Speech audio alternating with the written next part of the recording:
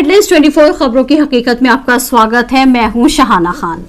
पिछले दो एनालिसिस में हम आपको किसान बिल के बारे में डिटेल में बता चुके हैं कि ये क्या है। विभिन्न मांगों को लेकर अखिल भारतीय किसान सभा की तरफ से निकाला गया किसानों का ये महा आंदोलन धीरे धीरे रफ्तार पकड़ रहा है। लेकिन क्या आप जानते हैं उस शख्स के बारे में जिन्हें किसान आंदोलन का जनक कहा जाता है? भारत में संगठित किसान आंदोलन खड़ा करने का श्रेय स्वामी सहजानंद सरस्वती को जाता है। दंडी सन्यासी होने के बावजूद सहजानंद ने रोटी को ही भगवान कहा और किसानों को भगवान से बढ़कर बताया। उन्होंने किसानों को लेकर नारा भी दिया था, जो अन्न वस्त्र उपजाएगा अब सो कानून बनाएगा। ये भारतवर्ष उसी का है, अब शासन वही चलाएगा। लेकिन क्या जो सहजानंद ने कहा वो आज के टाइम पर फिट बैठता है? किसानों का मुद्दा एक बार फिर से गर्मा गया है। वैसे तो ये मुद्दा ठंडा पड़ा ही नहीं था, फिर भी एक बार फिर से किसानों ने अपनी जोर आजमाइश लगानी शुरू कर दी है कि शायद इस बार सरकार कुछ सुने, उनकी तकलीफ परेशानी को समझे। पर इतने गर्म मुद्दे को सरकार ठंडे बस्ते में क्यों डालना चाहती है? आखिर क्यों किसानों का रास्ता रोककर उन पर आंसू गैस के गोले छोड़े गए, उन पर वाटर कैनिंग की गई कि इतनी ठंड में वाटर कैनिंग की वजह से एक किसान को अपनी जान भी गंवानी पड़ी? सरकार की इस जिद की वजह क्या है? किसान दिल्ली ना पहुंच सके अपने मांग को लेकर, इसलिए उसके रास्ते में पत्थर बिछाए गए, रास्ते में गड्ढे खोदकर उन्हें रोकने का प्रयास किया गया। लेकिन किसान हर मुश्किल को पार करते हुए दिल्ली पहुंचे हैं।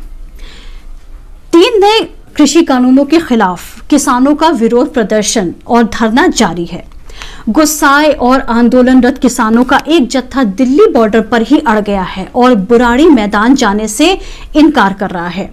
सिंधु बॉर्डर अभी भी दोनों ओर से बंद है। दिल्ली पुलिस ने लोगों से वैकल्पिक मार्ग का सहारा लेने की अपील की है। मुकरबा चौक पर जीटीके रोड से ट्रैफिक डाइवर्ट किया गया है। दिल्ली पहुंचे किसानों की बैठक हो रही है जिसमें वो आगे की रणनीति तय करेंगे। इससे पहले शुक्रवार शनिवार की रात हजारों किसानों ने हरियाणा दिल्ली सिंधु बॉर्डर पर गुजारी। बॉर्डर पर भारी सुरक्षा बल की तैनाती की गई है।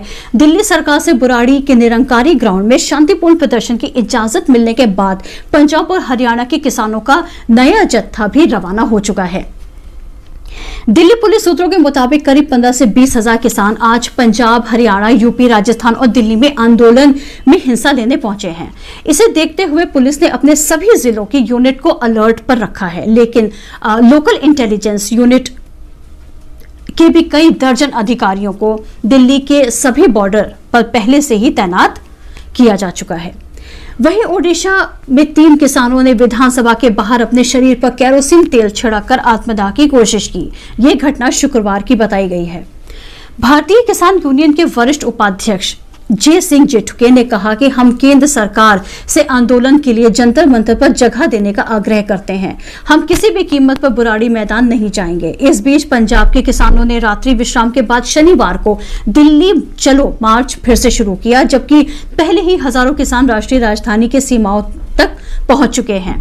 जेठुके ने कहा, हम दिल्ली सीमा के करीब पहुंच गए हैं, लेकिन यातायात जाम की वजह से हम फंस गए हैं।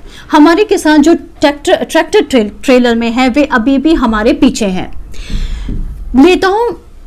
बीकेयू के नेताओं ने दावा किया कि बुजुर्ग महिलाओं सहित 1 लाख से अधिक किसान ट्रैक्टर ट्रेलर, बसों और अन्य वाहनों से राष्ट्रीय राजधानी की ओर मार्च कर रहे हैं। एक प्रदर्शनकारी किसान ने कहा, हमारे पास 5 से 6 महीने का राशन है।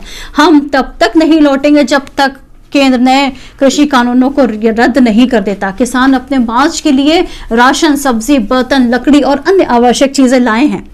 ठंड के मौसम की स्थिति के मद्देनजर वे रजाई और कंबल भी साथ में लेकर के आए हैं।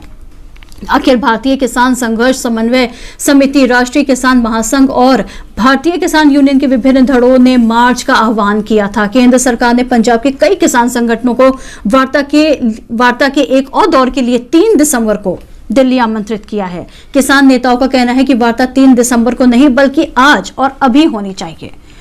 मनोहर खट्टर ने पंजाब के मुख्यमंत्री कैप्टन अमरिंदर सिंह पे भी हमला किया और दावा किया है कि इस मसले पर उनसे बातचीत करना चाहते थे और 3 दिन तक उनके कार्यालय में टेलीफोन किया, लेकिन उन्होंने इसका कोई भी उत्तर नहीं दिया। अमरिंदर सिंह ने कहा वो खट्टर से तब तक बात नहीं करेंगे जब तक वो दिल्ली कूच कर रहे किसानों पर हुई बर्बरता के लिए माफी नहीं मांग लेते। आंदोलन में साजिश होने का दावा करते हुए खट्टर ने गुरुग्राम में कल संवाददाताओं से कहा कि पंजाब के मुख्यमंत्री के कार्यालय के अधिकारी पंजाब के प्रदर्शनकारी किसानों को निर्देश दे रहे हैं। उन्होंने कहा कि इस आंदोलन की शुरुआत पंजाब के किसानों ने की है और कुछ राजनीतिक दल एवं संगठन इसे प्रायोजित कर रहे हैं। यानी कि किसान की अपनी कोई सोच समझ नहीं है, कोई भी राजनीतिक दल या संगठन उसे अपने साथ लेकर कहीं भी चल सकता है। ये राजनीतिक दल, ये संगठन आखिर कौन सा टॉनिक पिला रहे हैं किसानों को, जो रास्ते के हर पत्थर, गड्ढे, वाटर कैनन, लाठीचार्ज को पार करते हुए दिल्ली पहुंच गए। मजाक उड़ाया जा रहा है किसानों की मजबूरी का। ऐसे राजनीतिक दल और संगठन भी हैं आज जो किसानों के साथ खड़े हैं। युवा भी इस समय किसानों के साथ खड़ा है। याद रखिए साहब इस बात को, अगर किसान बैठ गया तो देश भूखा मरेगा, क्योंकि किसान तो अपने हिस्से की उगाही कर लेगा, पर हम क्या करेंगे? या फिर हमें भी लंदन, अमेरिका के किसानों पर डिपेंड होना पड़ेगा। किसान प्राइवेट बैंक खोलने की परमिशन या आपकी प्रॉपर्टी नहीं मांग रहा है, बस अपना हक मांग रहा है, दैट्स इट। अभी अभी एक खबर आ रही है कि सिंधु बॉर्डर पर किसानों की मीटिंग खत्म हो गई है। किसानों ने गृह मंत्री अमित शाह का प्रस्ताव ठुकरा दिया है, बोले कोई शर्त मंजूर नहीं।